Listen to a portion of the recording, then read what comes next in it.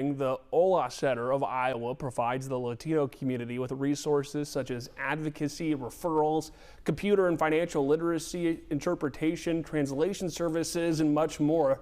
To keep these services going, the organization will host its 4th annual gala on Friday. And joining me to talk about it is board member Gabe Martinez. Thanks for being here and taking the time.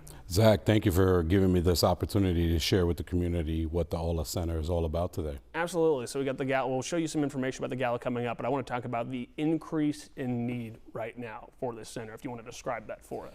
So we, over the last few years, have been seeing consistent growth in regards to the number of people we've been trying to help in the community. So we have seen a steady growth over the last 4 years that the Ola Center has been operating. So the need is out there. People are out there trying to figure out what resources are best available for them to help them get their needs met. What are some of the challenges to, I guess, even just spreading the word of, these resources are available here for the local community? Well, I think one of the challenges is making sure that resources that was once available are still available. I think one of the biggest challenges that a lot of nonprofits face nowadays is trying to secure their money flows and make sure that they have enough fundings to be able to provide that to the people in the community that are definitely in need of it. And is that the biggest need right now, to be able to provide the same resources, or what would you classify that as? Oh, that is one of our biggest needs. I mean, you're talking about housing needs, food insecurity, legal issues, and stuff that comes along with that as well. Trying to figure out how to navigate resources that are commonly available to the people in the community. A lot of people sometimes struggle with knowing what's available, who's available, and how to get those services in place. And that's what the Ola Center of Iowa is trying to do, is trying to make it as easy as possible, remove those barriers that individuals struggle with, so that way they can get their needs met and try to live their best life here in Iowa. I mean, just talk a little bit about the language barrier. Most definitely. Massive challenge.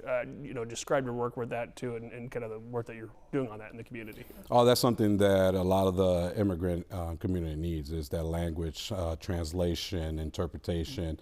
Our service coordinator, Daniela Gaitan, she does an amazing job with helping people understand what they're reading, especially when they're trying to get their insurance in place, or even trying to fill out a job application that's only in English, So we're trying to make sure that people who are coming to us are getting that and are getting it correct, so that way they're not making mistakes. Mistakes cost time, mistakes cost loss of resources. So our job is to try to remove those mistakes that are commonly made in people trying to understand English language and those translations of it. And that specifically, you can see the impact of removing language barriers, but just overall, this nonprofit, can you just highlight for us the impact that it's making on the community here?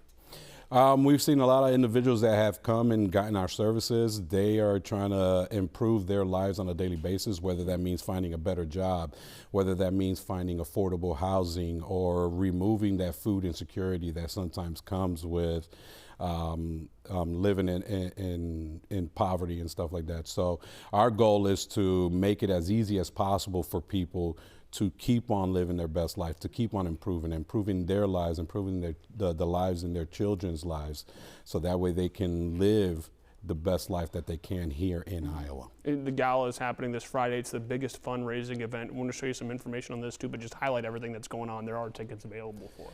Yes, we still have tickets available for the gala this Friday. One of the best parties that you'll go to in the year. We're going to continue to try to do this on an annual basis. This is our 4th annual one. It's been exciting to be part of this journey with Ola Center of Iowa, trying to grow, trying to show people the support that's available in the community. But it's also an opportunity for the community to come together and to support the Latino community. Come learn about the culture, come learn about the food. I think that's one of the best things that the gala has to offer, is this opportunity to come together as a community to join the Latino community and ensure that they are set up for success and being able to live as best as possible here in Iowa. And you know, Gabe, thanks for taking the time this morning. It's just one of the best ways too to be able to support this nonprofit. You know, to continue to provide all the resources that we had talked about here over the last couple of minutes. So Gabe, thanks for taking the time. We'll share that information here one more time coming up this Friday, 6 to 10 p.m. With the tickets, so where you can go get them there. But Gabe, thanks for taking the time this morning. I really do appreciate it. Zach, much appreciated, and thank you again for letting us highlight the Ola Center of Iowa.